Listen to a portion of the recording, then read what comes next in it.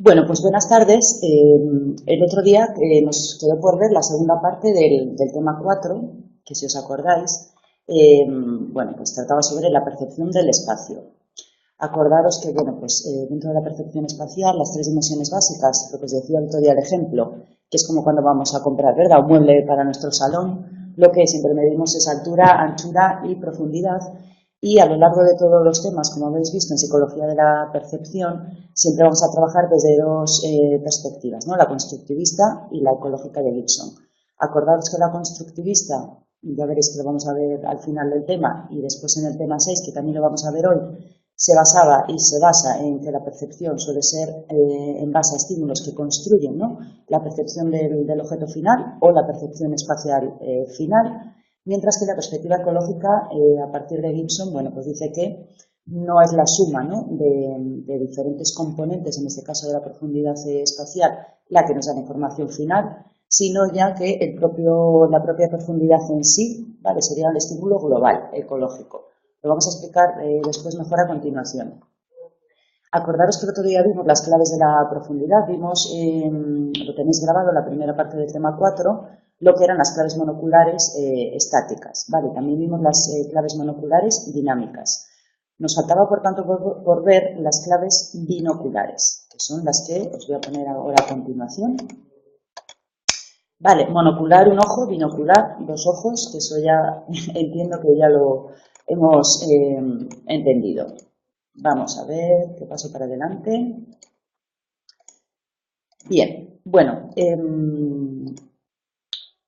bien, dentro de las claves binoculares, repito, que tiene en cuenta la percepción. Recordaros que estamos hablando de psicología de la percepción, en este caso percepción espacial. Claves binoculares, es decir, la información que nos dan los dos ojos para que nosotros seamos capaces de captar en este caso bueno, ahora os explico. Vamos a ver, claves binoculares. Estamos hablando de percepción espacial, ¿vale?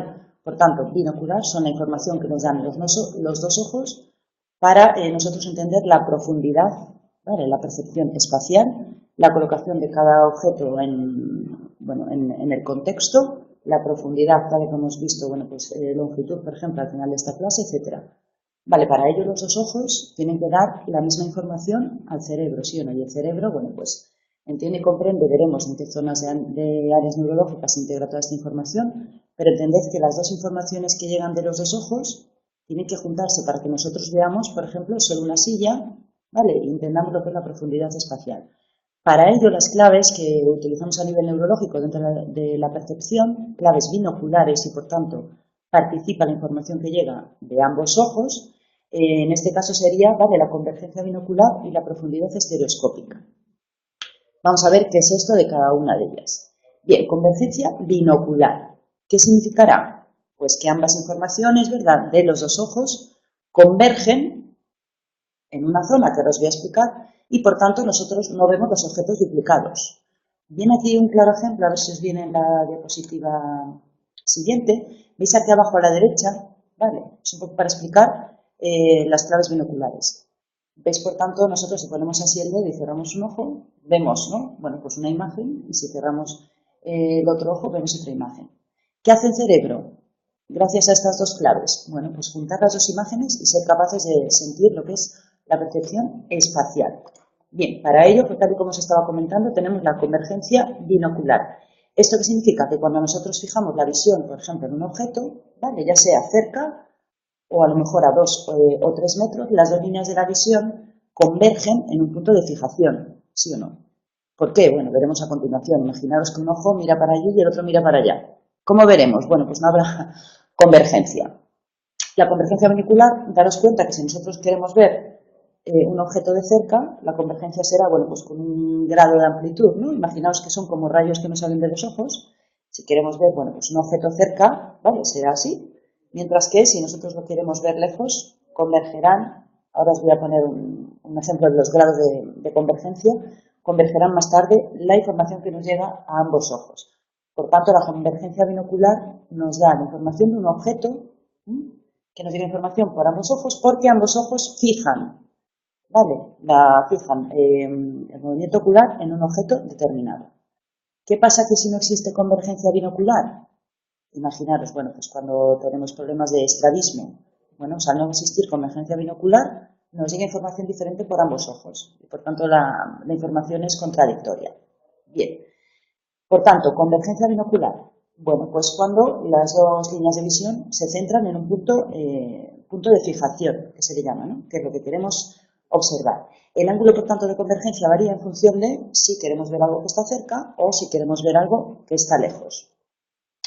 Por tanto, si entendemos qué es esto del ángulo, que repito que os voy a poner aquí en la diapositiva un ejemplo, bueno, pues el tamaño del ángulo varía en función de la distancia, ¿no?, que se encuentra el objeto, lejos o cerca. Ahora vamos a ver. Bien, esto es muy fácil de entender. Imaginaros, aquí abajo os he puesto un ejemplo de unos ojos. Cuando nosotros en la imagen del medio, la convergencia, en este caso binocular, cuando queremos ver un objeto cerca, ¿cómo es el ángulo? Bueno, pues lo veis ahí, ¿no? Normal. Pero, si queremos ver un objeto a lo lejos, el punto de fijación está lejos, ¿sí o no? Por tanto, como veis, se desplaza. Cuando queremos mirar al infinito ya no existe ángulo, sino que son, bueno, pues dos líneas, en este caso, bueno, pues paralelas. Por tanto, este ángulo nos da información de profundidad, ¿vale? Acordaros que estamos en el tema de percepción espacial. Por tanto, es necesaria esta convergencia binocular, tanto de cerca para lejos, para que nuestro cerebro comprenda que ese objeto está lejos y esté cerca. Por tanto, dentro de las claves binoculares de convergencia binocular, lo que se tiene en cuenta, bueno, pues este ángulo de la visión. Por tanto, tal y como os pongo aquí, el ángulo de convergencia es utilizado por el sistema visual para determinar la distancia del punto de fijación y, por tanto, obtener la información de la distancia del objeto, ¿vale? De ahí a que estamos hablando de percepción espacial. Este ángulo de convergencia, bueno, pues varía dependiendo si el objeto está cerca o el objeto está lejos. ¿Qué os pongo aquí? Bueno, pues que a partir de 3 metros, digamos que ya no existe diferencia en el ángulo de fijación porque, tal y como os pongo aquí, serían dos líneas paralelas. Bien. Entonces, por otro lado, esto lo hemos entendido, ¿no? Convergemos cerca, convergemos lejos, dependiendo un poco de lo que queremos observar, si está lejos o cerca. Por otro lado, otra clave binocular que participa en los dos ojos es la estereoscopia. Bien, ¿esto qué significa? Lo que os decía, ¿no? Que si ponemos, si cerramos un ojo nos llega una información y si abrimos el otro nos llega otra imagen, ¿sí o no? Lo que hace el cerebro es toda esa información juntarla para que nos llegue a nosotros esa percepción espacial y solo un objeto, que no llegue dos imágenes superpuestas, que es un poco lo que vamos a ver después, que es la diplopía.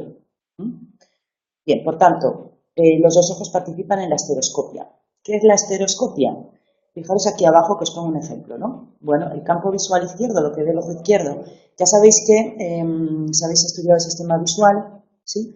En el ojo, por ejemplo, izquierdo, bueno, pues llega información tanto de la parte nasal como de la parte externa, digamos que serían como dos rayos que nos salen así, y aquí otros dos rayos. Entonces, el ojo derecho, ¿verdad? Si no veis el ojo derecho, os barre, ¿no?, toda esta parte derecha, y si no veis el ojo izquierdo, os barre toda esta parte izquierda. ¿Qué pasa? Que en el medio, tal y como os pongo aquí, hay la zona de visión binocular, ¿sí o no?, donde las dos líneas visuales se juntan. Bien, por tanto, la estereoscopia, gracias a este sistema que tienen nuestros dos ojos, bueno, pues nos da información de la distancia relativa de los objetos. La estereoscopia se basa en lo que es el desplazamiento lateral, ¿vale? Por tanto, acordaros un poco lo que os digo, imaginaos que tenemos dos rayos que nos salen de los ojos. Si miramos para la izquierda, ¿verdad?, que se moverían los dos rayos para allí y para allí. Y siempre hay un punto medio donde esos dos rayos se juntan, que es lo que se denomina zona de visión binocular, ¿vale? Entonces, la estereoscopia.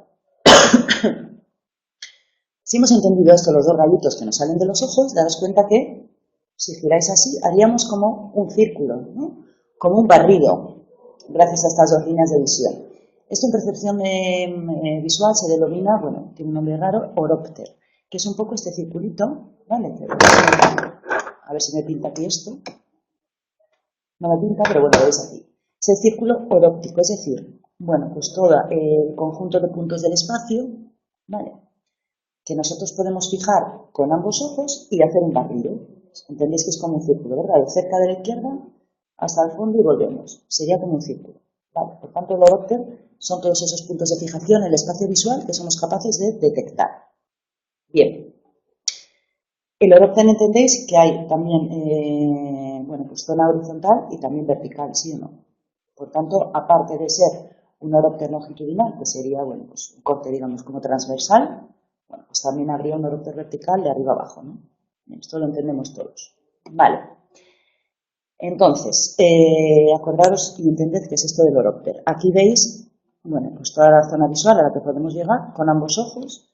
El eje sería un punto de fijación cuando existe, bueno, pues convergencia binocular, ¿vale? Ambos ojos se fijan en un punto de fijación, valga la redundancia, y por tanto iríamos cambiando ese punto de fijación si miramos a la izquierda o a la derecha, siempre como si fuera un círculo. Esto es lo que se denomina horóptero. Bien. ¿Qué pasa en este caso en el horóptero cuando ese punto de fijación no existe convergencia?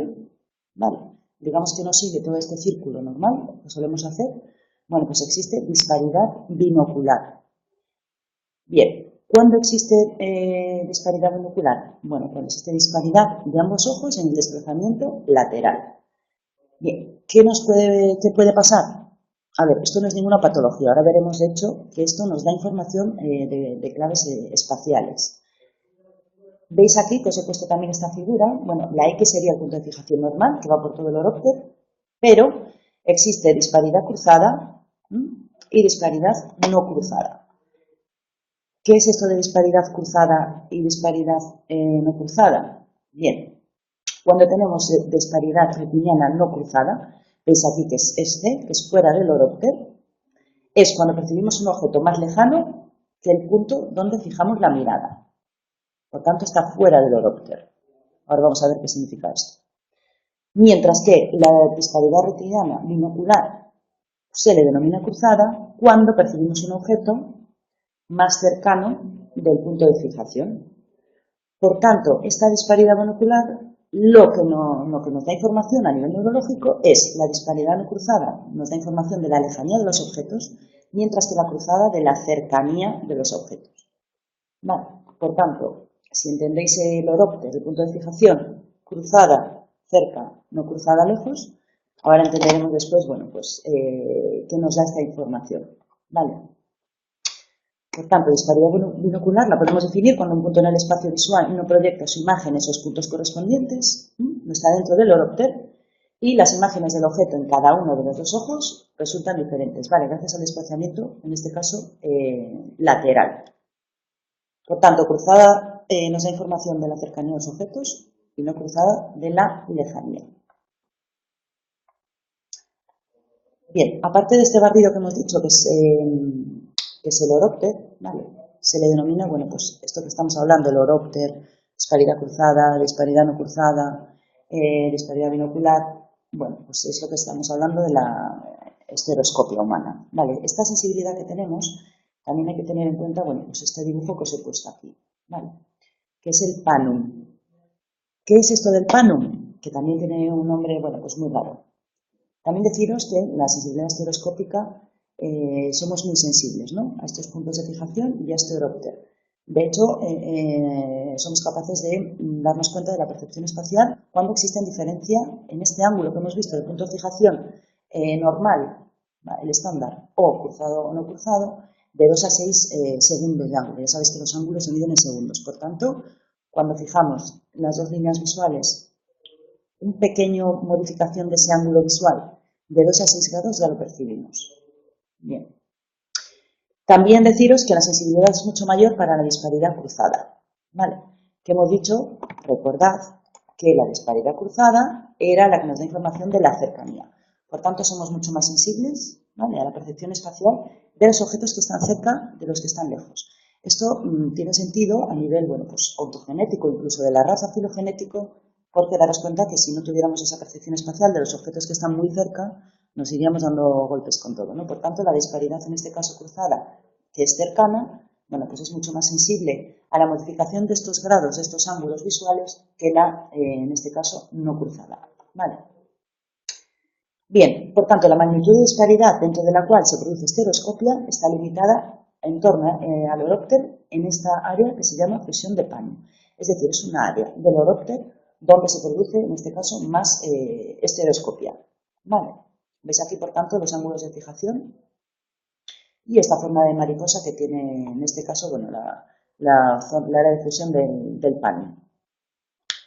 Bien, por tanto, con toda esta información que acabamos de ver de claves binoculares de convergencia y estereoscopia, bueno, pues nos da información a nivel biológico de la percepción, en este caso espacial, binocular.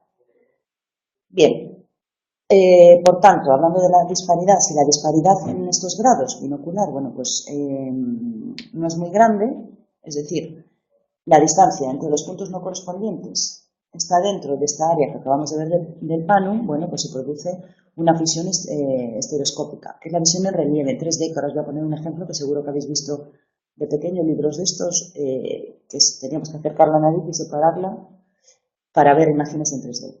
Mientras que si existe una disparidad fuera lejos del área del panum, bueno, pues se produce diplopía, es decir, visión doble. ¿Vale? ¿Por qué? Bueno, pues porque las dos informaciones que nos llegan a los ojos no se superponen, ¿vale? Porque está fuera de esa zona del orópter que se denomina de panum, que es la zona donde tenemos estereoscopia, donde las dos imágenes se juntarían y seríamos capaces de percibir la profundidad. Bueno, la profundidad no, la percepción espacial, ¿vale? Que hay profundidad y muchas más cosas. Por tanto, repito, cuando la disparidad es pequeña se produce, vemos imágenes en relieve, ¿vale? Fusión estereoscópica, y cuando la distancia está muy lejos del área del panel, se produce diplopía, o doble visión o rivalidad binocular. Bien, por tanto, bueno, os habla en el libro de lo que son los estereogramas, que ya veis, os voy a poner aquí un ejemplito, que son estas imágenes, ¿verdad? Que, bueno, pues que las podemos ver en 3D, y esto se debe, bueno, pues esa disparidad binocular, donde estas imágenes están separadas, bueno, pues con poquitos grados, entonces somos capaces, si nos acercamos y vamos separándonos, bueno, la imagen la junta en el cerebro y somos capaces de ver en este caso, bueno, pues una imagen digamos en 3D. Esto gracias a la disparidad pequeña. Repito que si existe una disparidad fuera del área del panum, veríamos, bueno, pues la diplopía, rivalidad binocular. Bien, ¿qué más? Bueno, por tanto hemos visto todas las claves binoculares y monoculares que nos dan información a nivel neurológico de la percepción visual, de la percepción espacial. Bien, a nivel neurológico, ¿qué correlato anatómico tiene todas estas funciones? Bueno, tal y como hemos visto en otros temas, como siempre, ¿no? Participa en esas áreas de asociación en la corteza visual primaria, en la V1. De hecho, bueno, pues en experimentos se ha visto que esta zona es la encargada sobre todo de la disparidad, bueno, binocular. Posteriormente ya sabéis que se hicieron más investigaciones y bueno, ya se tienen en cuenta otras capas, ¿no? De la corteza visual primaria, como es la V2 y en este caso la V3. Ya área neurológica como tal, aparte de la corteza visual primaria y después área visual de asociación, también tendríamos en cuenta, bueno, pues que el área temporal medial, tal y como vimos, bueno, pues en otros temas, y de hecho a los experimentos, ¿no? Que os vienen en el libro, y en muchos artículos científicos también existe una correlación del área temporal medial, bueno, pues con esta capacidad binocular de la estereoscopia. Por tanto, esta capacidad de percepción visual espacial con clave binocular, aparte de la corteza visual primaria, V1, después se descubrió que también la V2 y la V3, también participa, por tanto, del área temporal medial, ¿vale? En la estereoscopia. Acordaos de esta zona que es muy, muy importante. Bien, lo que os comentaba, cuando existe disparidad binocular o diplopía o rivalidad binocular, que también se le denomina así, es decir, vemos dos imágenes como superpuestas. Vemos lo que se denomina vemos doble, ¿vale? Para que nos entendamos. ¿Por qué pasa eso? Bueno, pues porque no está centrado en las dos líneas visuales, ¿vale? No existe un punto de fijación y por tanto vemos dos imágenes que se superponen. Hay muchas patologías a nivel neurológico que producen diplopía. A lo mejor, bueno, pues un tumor neurológico, bueno, pues hemos visto muchos casos a nivel de neuropsicología, pues que aparece en este caso diplopía. Bien, cuando los estímulos son muy pequeños, la rivalidad en este caso de ambos estímulos, bueno, pues es total y entonces, bueno, pues se produce, bueno, pues como se ve una imagen y después la otra, ¿vale? Digamos que se van cambiando. Daros cuenta que el ojo no está quieto todo el rato, ¿no? De hecho, ya conocéis lo que son los movimientos sacádicos. Cuando vamos leyendo, vamos haciendo movimientos, ¿no?, de milisegundos, es decir, digamos como un refresh que hace el cerebro para volver a percibir. Por tanto, cuando esos estímulos son muy pequeños, vemos que una imagen, la pequeñita, domina, pero con ese movimiento domina la otra, etc. Pero cuando los estímulos son muy grandes, bueno, pues se monta ya un lío porque se forma una imagen que junta las dos. Vale, es como vería la gente con este tipo de diplopía. Bueno, con este tipo no, con diplopía. Bien, entonces hemos visto todas las claves todas las claves monoculares y binoculares que nos dan información, repito, aparte del área temporal medial, al área de la corteza visual primaria y después corteza visual de asociación, también tenemos que tener en cuenta, bueno, pues otras claves, ¿no?, de profundidad, como es dominancia, compromiso e interacción. Bien, todas este tipo de claves también las tenemos que tener en cuenta, ¿no?, a la hora de percibir visualmente, en este caso, la profundidad. ¿Vale? Estamos hablando de la profundidad. Bien, dominancia. Es decir, dominancia se produce cuando una clave domina a la otra. Tenéis un ejemplo en el libro que es la habitación de Ames, ¿no?, que se provoca ilusión de tamaño. A veces nos fijamos en una clave de profundidad y no tenemos en cuenta la otra, ¿vale? Y por tanto tenemos percepciones erróneas. Compromiso. Bueno, cuando existen informaciones contradictorias, bueno, pues entre dos claves y el cerebro entiende la mitad, ni para ti ni para mí. ¿Vale? Y de hecho, bueno, pues en este caso también se suman. Y después existe interacción cuando se coge información de alguna clave y de otra. ¿Vale? Por tanto, cuando estamos percibiendo visualmente puede haber dominancia de una clave, puede haber compromiso o puede haber interacción de todas. Por tanto, lo que dije el primer día de clase, a veces vemos lo que no es real, ¿vale?, por todas estas claves que a veces, bueno, por el punto de fijación y tal y como hemos visto, todas estas claves monoculares y binoculares no es un sistema perfecto. Por tanto, a veces, en este caso, el cerebro, como bien sabéis, nos engaña lo que vemos. Bien, hemos visto, por tanto, las claves, el correlato neurológico de estas claves visuales y después tenemos las teorías de la percepción espacial. Bien, ¿cómo trataron de estudiar la percepción espacial, no? Bueno, pues los teóricos, tal y como hemos visto al principio del tema, teníamos dos líneas, ¿no?, la aproximación constructivista y la aproximación ecológica de Gibson. Vale, para tratar de estudiar todos estos fenómenos, bueno, pues lo que trataron de ver, bueno, pues la percepción espacial a través de estudios con la constancia del tamaño. La aproximación constructivista, en este caso los estudios parten de Helmholtz, con respecto a la constancia del tamaño, y tal y como hemos visto en otros temas, desde esta aproximación la percepción visual, bueno, pues es como por fases, ¿no? Es decir, primero veríamos lo simple, ¿vale?, después bidimensional, hasta ya ser tridimensional. También tiene en cuenta esta aproximación constructivista. Daros cuenta cómo se denomina constructivista, por tanto, construimos a partir de estímulos simples, ¿vale? También tiene en cuenta el aprendizaje del sujeto. Sí que es verdad que a veces queremos ver lo que queremos ver, sí, por tanto tiene también en cuenta el componente subjetivo en este caso de la percepción visual, y tal como os digo, ¿no? Bueno, pues tiene en cuenta esas características físicas del estímulo en primera fase. Después veríamos, ¿no?, la retina, ya sabéis que de imágenes, en este caso bidimensionales, y por tanto dentro de esta aproximación tiene en cuenta lo que es el estímulo próximo, que son propiedades de los estímulos que actúan sobre los receptores. Acordaros en el tema que vimos, la luminosidad, etcétera. Bueno, toda esa luz que refleja también en un objeto, que también tiene en cuenta dentro de esta aproximación constructivista, mientras que, ya sabéis que la perspectiva ecológica habla más de en conjunto, y también tiene en cuenta el estímulo distante, que en este caso son propiedades físicas del propio objeto. Por tanto, imaginaos que yo quiero percibir una silla que está a lo lejos, en la profundidad. Desde la aproximación constructivista tendremos en cuenta el estímulo próximo, que es decir, la luz, por ejemplo, que me refleja de ese objeto, más el estímulo distante, es decir, bueno, el tamaño de la silla, etc. Vale, por tanto, perspectiva constructivista, estímulo próximo y estímulo distante, que son las propiedades físicas del propio objeto.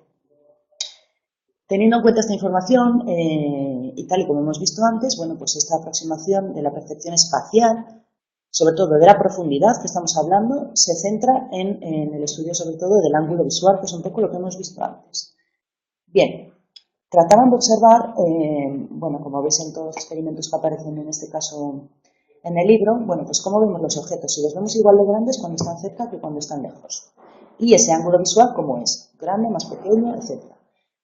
Tal y como podéis ver, aquí en esta imagen, que yo creo que resume bastante bien la teoría la aproximación constructivista, veis que el ángulo de visión cuando un objeto está más cercano es mayor, mientras que el ángulo de visión cuando un objeto lejano, bueno, pues es menor. Pero daros cuenta que nosotros percibimos que ese árbol tiene el mismo tamaño. ¿Entendéis? Por tanto, tal y como explican dentro de la aproximación constructivista, que existe una constancia de tamaño. ¿Vale? Por tanto, os pone aquí, cuando la distancia de los objetos al observador no es muy grande, el desplazamiento en profundidad de los objetos no provoca un cambio en su tamaño percibido, a pesar de que el ángulo visual que proyectan disminuye. Es lo que denomina la constancia del tamaño. Por tanto, a igual distancia de los objetos, cuanto mayor es un objeto, mayor es el ángulo visual, tal y como os pongo aquí en el ángulo rojo, y el ángulo visual proyectado por un objeto disminuye a medida que el objeto se aleja del observador. Es decir, cuanto más cerca el ángulo mayor, cuanto más lejos el ángulo menor, pero somos capaces de saber que esa silla es igual que aquella, que la otra. Por tanto, lo que denomina, bueno, pues la constancia del tamaño dentro de la aproximación constructivista, que me entenderéis bien. Bien, por tanto, para la aproximación constructivista, uno de los factores claves dentro de la percepción espacial es que tenemos que tener en cuenta, dentro de este ángulo, la distancia de los objetos para percibir profundidad, ¿sí o no? Por tanto, dentro de la constancia del tamaño, repito otra vez para que nos quede claro y ya nos vayamos de esta clase con todo esto metido en la cabeza, la aproximación constructivista tiene en cuenta la distancia, por tanto, tiene en cuenta dos cosas. Una, la lejanía o la cercanía del objeto, y segunda, el tamaño del objeto. ¿Por qué? Porque os he indicado antes el tema de los ángulos. Por tanto, el resumen de la aproximación constructivista es que los constructivistas ponen énfasis en que el sistema visual evalúa el tamaño del objeto basándose no solo en el ángulo visual, porque daros cuenta que el ángulo sí que se modifica, pero también en la distancia que el objeto se encuentra. Vale, por tanto somos capaces de decir que esa silla es igual que esta, independientemente de que el ángulo visual sea más cerrado cuanto más lejos y más abierto cuanto más cerca. Bueno, la reformulación moderna de esta teoría de aproximación constructivista es la hipótesis de la invariancia tamaño-constancia. Es decir, que el tamaño percibido y la distancia percibida, vale, guardan la misma relación que el tamaño y la distancia físicos, ¿no? Somos capaces de decir que esa silla que está ahí lejos, sabemos que está lejos, pero es igual de grande que la que está aquí cerca. ¿Sí? Esto se entiende, bueno, pues perfectamente. Por tanto, el tamaño percibido de un objeto es igual al producto de la distancia y la imagen que nos formamos nosotros en la retina. Bien, tenéis también la figura, bueno, pues 4.16 también para ver, y la ley de M predice, por tanto, que el tamaño aparente de una imagen es directamente proporcional a su distancia percibida desde el observador. Bien, por tanto, ha quedado claro dentro de la aproximación constructivista que tenemos en cuenta la distancia de esa imagen retiniana, que cambia el ángulo, pero tenemos percepción de constancia de tamaño dentro de la percepción espacial. Por otro lado, Gibson, que es lo que os estaba comentando, bueno, pues tiene en cuenta, bueno, pues otras variables dentro de la percepción visual en general, ¿no? Estamos hablando, repito, de percepción espacial.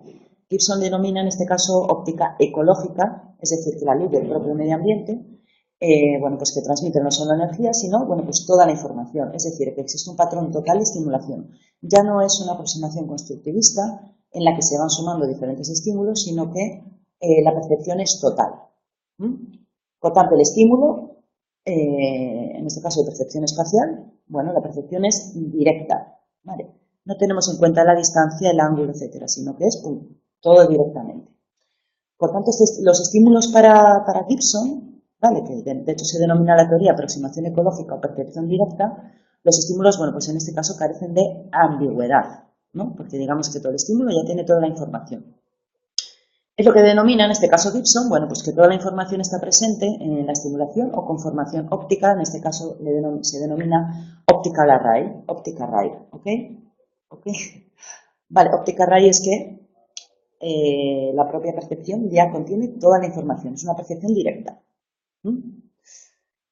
Bien, Tal y como hemos visto antes, la perspectiva constructivista tenía en cuenta, bueno, pues la memoria, el carácter fenomenológico, el aprendizaje previo, dentro de la percepción, en este caso visual, y bueno, pues en este caso espacial. Y en este caso, bueno, pues Gibson, con respecto a lo que hemos dicho antes de la constancia del tamaño, bueno, pues tiene en cuenta el gradiente de densidad de textura. Para Gibson, bueno, pues esa es una clave, la clave fundamental a la hora de hablar de percepción espacial visual, el gradiente de densidad de textura. Acordaros que puse una imagen, ¿no?, de un desierto, ¿os acordáis? De un desierto donde, bueno, pues veíamos el gradiente de textura, donde, bueno, pues el suelo, digamos que estaba seco, que había grietas y se iban juntando. Bien, para Gibson, bueno, pues es la clave fundamental en la percepción en este caso, percepción espacial, de constancia del tamaño. Vale, gradiente de densidad de textura.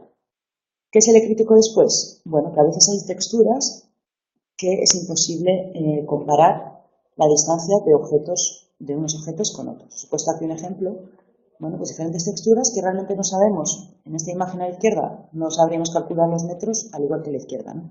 Por tanto, los estudios siguientes, ¿no?, posteriores a Gibson, vieron que sí que es una clave fundamental a la hora de percibir lo que es en este caso la profundidad, pero no es la única, sino que tenemos que tener en cuenta, bueno, pues todas las claves que hemos ido viendo a lo largo del tema. Como siempre, como en la vida, que tenemos que promulgar la paz, existe una reconciliación. Cuando empiezan a comenzar estudios a nivel, bueno, pues neurológico, con ratones, con ratas, con gatos, sobre la percepción, en este caso espacial, bueno, pues a nivel neurológico se ha visto que existen, bueno, pues vías visuales, la dorsal y la ventral.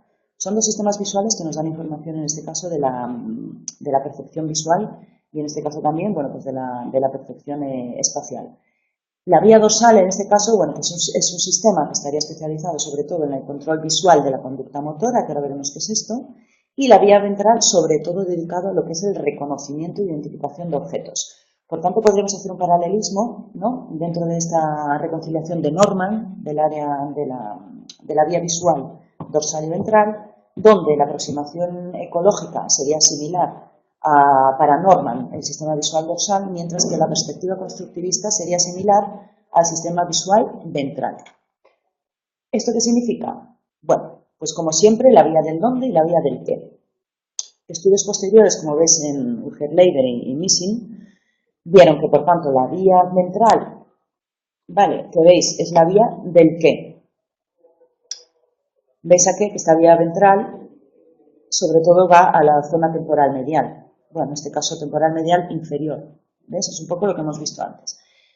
Por tanto, la información visual llegaría a la V1, V2, V3 del lóbulo occipital, tal y como hemos dicho. La información de reconocimiento de objetos del qué iría, tal y como hemos dicho antes, y más específicamente a la zona temporal medial inferior, mientras que la vía del dónde sería dorsal y iría hacia el lóbulo parietal posterior. ¿Vale? Sería la vía del dónde.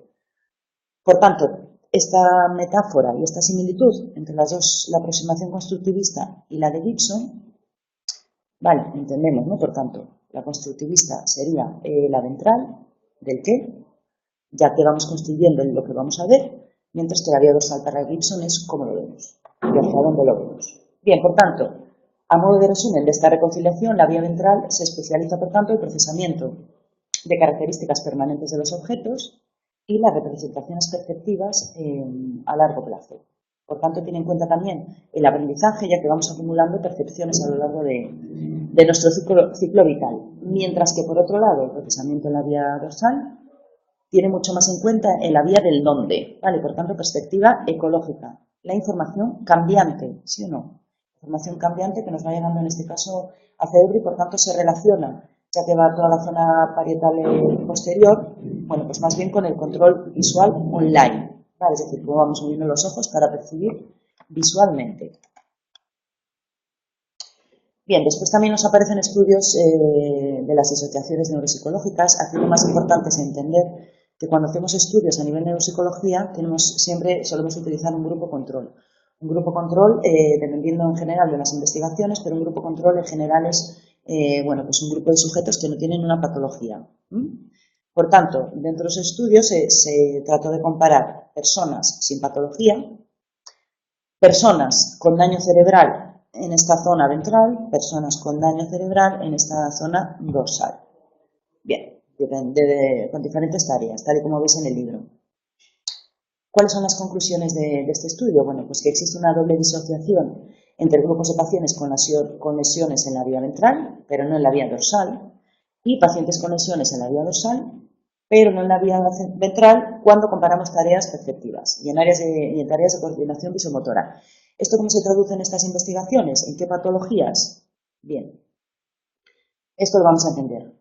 Cuando nosotros tenemos esa capacidad perceptiva ventral intacta, pero tenemos alteración de la coordinación visomotora, la patología que vamos a tener es ataxia óptica. No somos capaces, ¿no?, de realizar esa coordinación visomotora para obtener esa información de percepción espacial.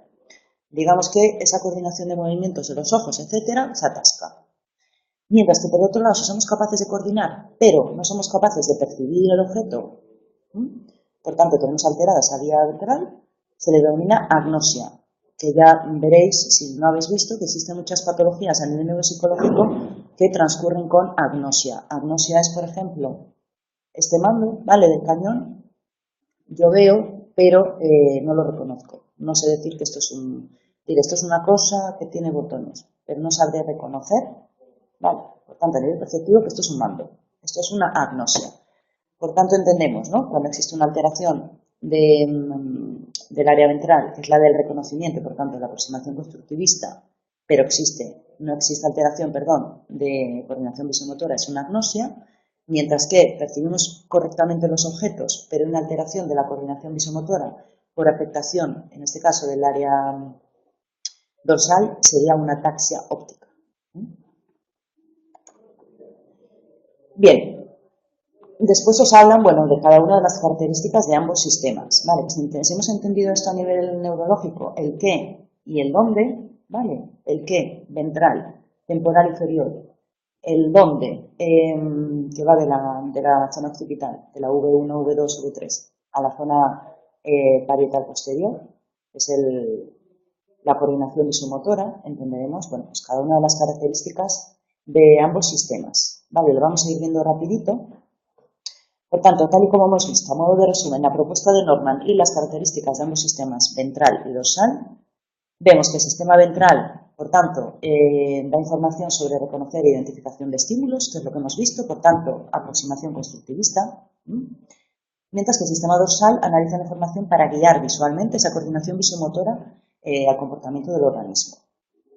Sensibilidad. El sistema ventral es más sensible a las frecuencias espaciales altas. ¿Por qué? Acordaros que cuando vimos en otro tema que las frecuencias espaciales altas son las que nos dan los detalles de los objetos. Por tanto, el sistema ventral, como está especializado en el qué y en la percepción, es mucho más sensible a las frecuencias espaciales altas. Mientras que el dorsal está más especializado en frecuencias espaciales bajas, que digamos que nos daría una perspectiva mucho más global, con menor detalle. Bien, el sistema ventral también tiene una estrecha relación, en este caso, con el sistema de memoria, porque tal y como hemos visto, es el reconocimiento de objetos y, por tanto, reconocimiento de la percepción, en este caso de objetos, y, por tanto, se basa también un poco en el aprendizaje, ¿sí o no? En general, cuando aprendemos a percibir, ¿no?, y percibimos siempre lo mismo, tenemos esta información en la memoria. Mientras que el dorsal, como es el dónde y es el entorno cambiante, no tiene que ver mucho con la memoria, sí con la memoria a corto plazo, ¿no?, memoria de trabajo, pero no con la memoria a largo plazo relacionada con el aprendizaje porque, el contexto es cambiante. Bien, ¿qué más características? El sistema dorsal es más rápido, puesto que se tiene que habituar, en este caso, al contexto cambiante, y el ventral es más lento. El sistema ventral está más directamente relacionado con esa conciencia de información, mientras que el dorsal se relaciona más de forma inconsciente, ¿vale? Digamos un poquito más, en este caso automático. El sistema ventral necesita un marco de referencia, en este caso alocéntrico, ¿vale?, que tiene en cuenta, por tanto, la representación del objeto en sí mismo, mientras que dorsal tiene en cuenta lo que es la referencia egocéntrica, ¿no?, que sería el objeto relacionado, en este caso, con el contexto. Como estamos hablando del sistema ventral, que se relaciona, por tanto, con la alta frecuencia, con los detalles, la visión central, en este caso del sistema ventral, está controlada por la fobia, Mientras que el dorsal, que son características de baja frecuencia, más global, estaría especializado sobre todo en la periferia. Bien, y ya para ir acabando, para Norman y por tanto, bueno, pues esta reconciliación de la aproximación constructivista y ecológica de Gibson, tanto el sistema ventral como el dorsal, juntando los dos sistemas, seríamos por tanto capaces de percibir el espacio de forma, bueno, pues tridimensional. El sistema ventral se fijaría más, tal y como hemos dicho antes, en las claves monoculares y por tanto en la percepción de los objetos, mientras que el dorsal en esas claves invariantes que vimos, bueno, pues en otros temas. Y nada más. Y se finí. Bueno, cualquier duda me mandáis un correo. Venga, hasta luego.